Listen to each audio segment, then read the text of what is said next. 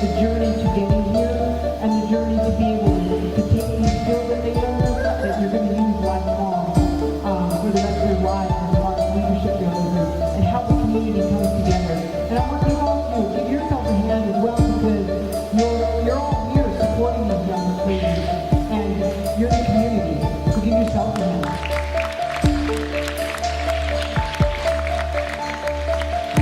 When I was growing up in Warm Springs, that was one thing that we had was a pageant. My family walked as long as we didn't run for pageants.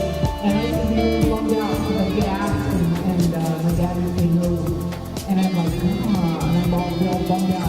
But now, it's because failure in life that he regrets that because he saw how much it's changed in the sense of what it's about, building character, building your self-esteem, building who you are as a young warrior woman, and educating yourself about your culture, your language, where your ancestors come from. And I think that's powerful because it speaks a lot to you as a community and as a community that all communities I've worked with all over the United States.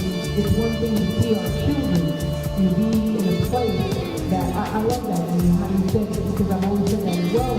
Our children are leading now.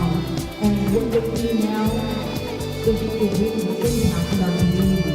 That we look to be positive, that they want to have positive changes in their community. And so they're stepping up to roles that we didn't do when I was younger. I know that for sure. I certainly didn't have programs or anything when I was growing. I'm really dating myself now. Back when the good old songs were on. Right? So, but, and I think that this whole event that you're having, I'm honored to be a part of it. I'm honored to be back here. I love coming out to your community and be able to see all, I hope to see many of you come tomorrow to participate. I certainly will be there and be proud to watch, how you come together, how you greet one another in that traditional way. And young ladies, that's something, I see the camaraderie with each of you supporting each other. It's not about, we're not about competition as we are about cooperation and how we learn and how we teach each other. That's a cultural thought, that's a cultural way. So I just wanted to keep this brief and trying to help out our judges are all ready to go. Ready to rock and roll. So thank you all for just a moment of being able to share, and congratulations to all of you because you all deserve it. Thank you.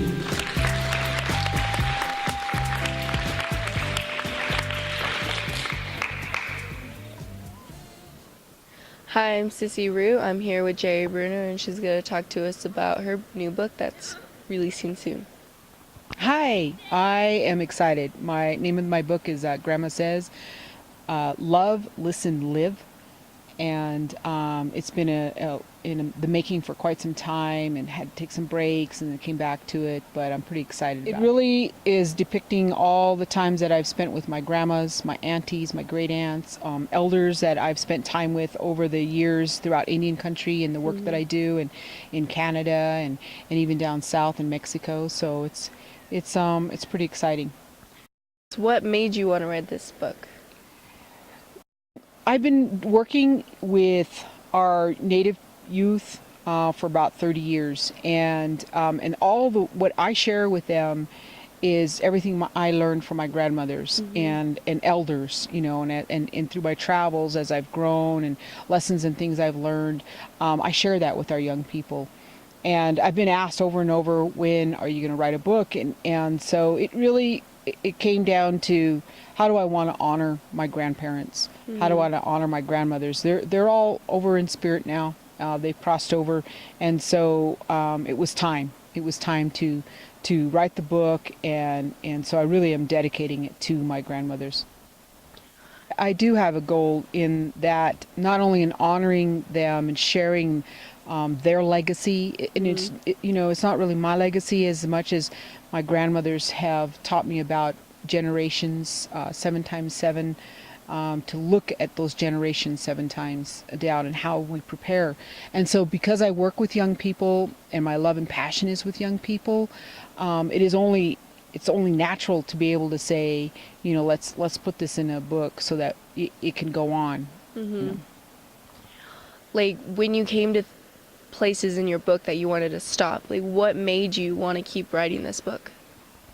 That's a really good question, because there's many times when I've just felt stuck, and it's either too much going on in my life, or it was a place of just a writer's block. And so through prayer, and really, to be honest as well, my daughter, she's an incredible writer herself. And so when I look at her and I look at this legacy and I look at the things that are being shared in this book, I get inspired by just her spirit, and by thinking about all the young people that I've worked with over the years. It helps me to keep going, because there are many times too I've just wanted to say, oh, it's okay, no one's really going to miss this, but it keeps me going. So when do you think this book will be out? We're looking at the end of December. We're shooting for the holidays. However, editing process takes a little longer. So we're shooting for the end of December. But again, and just even sitting here, I feel blessed and honored. And I'm looking over here at two deer that just walked right by us. And that to me is my grandparents and my ancestors saying, this is a good thing. This is a great thing, because whenever we talk about grandmas, or we say grandpa said or grandma said, people really do listen to that, especially when it comes to our indigenous people of this land. We listen to what they have to say. They don't have to have a title underneath them. They don't have to have the title of, the president or the chairperson or anything like that. What it is the wisdom that they have lived so long, that they've learned so many things in their lives, that we want to listen to that. And so I hope in this small book that I can just even scratch the surface of the things that I've learned, and work very diligently to live by. That this is a walk of a journey that I live by day to day, and not something I go to, but this is part of my life. And I think that's why it's so beautiful to be out here in the mountains, to be in nature, because that's what our grandmothers taught us, how to be in harmony with all things. I think our communities is a huge part. Seeing young people just like yourself doing this interview with me, you're striving, maybe not knowing that your grandparents, knowing your grandparents, but you're striving forward in your life, because that spirit inside of you tells you to do that. And that's, and for me, that is like saying, there's a lot of beautiful, wonderful, powerful things going on with our young people today, and they're making changes in our communities. It's never been about our children are going to be leaders of tomorrow. They're leaders right now in this moment, because what I see in our young people today is, such as yourself, being here, interviewing, listening to your story, listening to the challenges you've overcome in your life, listening to the things that you are aspiring to and wanting to grow and learn more, even though you may not know your grandparents, but they're here and they know you, and they're engaging you, and you don't know it. It's in the unseen world, but they're here with you, helping you, guiding you. So I feel blessed, and I feel very honored by being able to have this opportunity with you out here in this beauty, seeing the deer go by, but listening to your heart. And that's why I get excited about, I'm hoping that this book can somehow impact, even if it's just an individual, or if it impacts more people, that it is that message, me as an instrument of what my grandparents, the elders, have shared. And in that, I also know, when I see communities of all these young people beginning to do positive things, they're making changes now, they're leaders of today. For what we do in this moment, Grandma would say, whatever you do, my girl, in this moment impacts tomorrow. Yes. And it's about how we are good to one another in this moment. And that also the elders have always said, our children are coming back. The old ones are coming back through the children. Our ways are never lost. And when we are good and we're at service and we're protecting and we're looking after one another, that all these good things are coming to us again. That God has bring such great abundance, especially out here, in this beautiful, beautiful country we're in, and it is about that spirit that we don't see, but we feel. And so how do we impact? And so I'm hoping that, through this, Grandma says, that's why I look at love. She's talking about love unconditionally, love yourself, love others, be at service, be kind.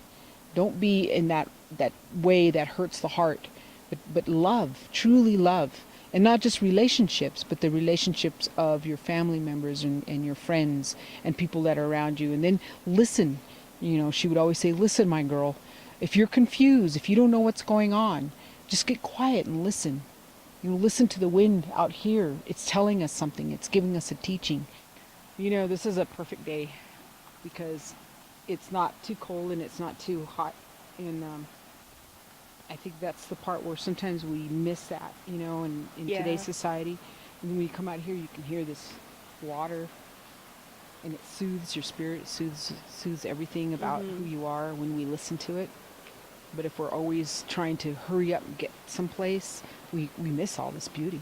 When you look at those mountains up there, that's incredible. That is. To me, that's like talking about God and the power that He has, and how magnificent, really magnificent, that He created all of this. And when you look at it, it's a miracle. Everything around us is a miracle. Everything that we do. Like salmon is something that's really important to us and to our people. And like the trout that are in this pond here, it reminds me of when I was little, we had a creek that we used to swim in. And the salmon used to run up this creek. And they were big. I mean, the salmon used to come up like this big. And we used to catch them with our hands.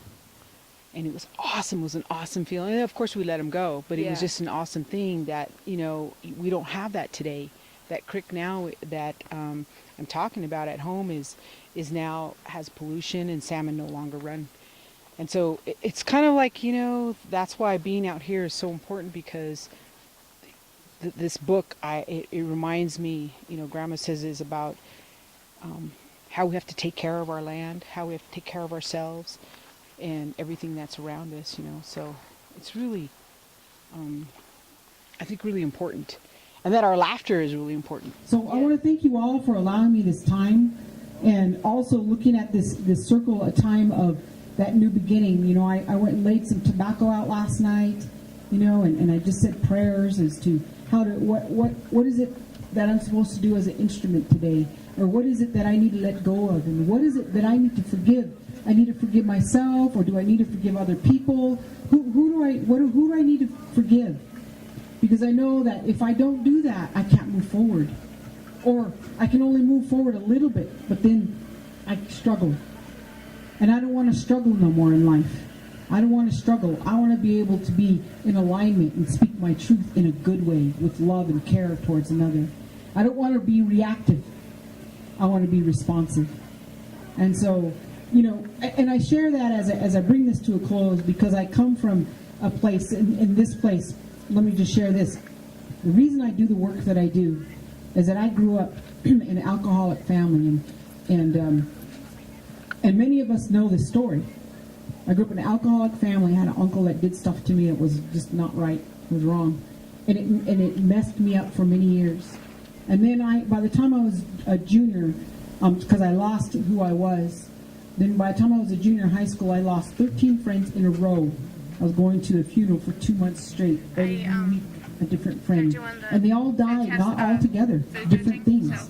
They died from, car wrecks, overdose, murder, suicide, I could go on. And my best friend was murdered, and my other best friend died in front of my house. So by the time I was even 19 years old, 18 years old, I had lost already over 20 friends that I grew up with, my best friends and all of that. So there was some trauma. And so it made me think, how do I want my friends to be remembered? I'm also a recovering addict of 31 years. And that's the other reason, because I couldn't cope for many years, and I took a downward spiral in the wrong direction. But because of all of that, I don't look at it as who I am. I look at it as a story now that helps me with young people. that helps me to understand pain, that understand hurt. And so, you know, that's just in a nutshell of some of the things I've experienced in life that helps me continue to move forward. It keeps life real for me as I work with young people and work with our communities today. And I'm hoping that some of the sayings and things that I have written in Grandma Says are reminders of what your grandma shared with you. Because that's, to me, that's really powerful. So I wish you all the best in the world. And I wish you all the best in your book. It was a blessing to meet you. Thank you so much.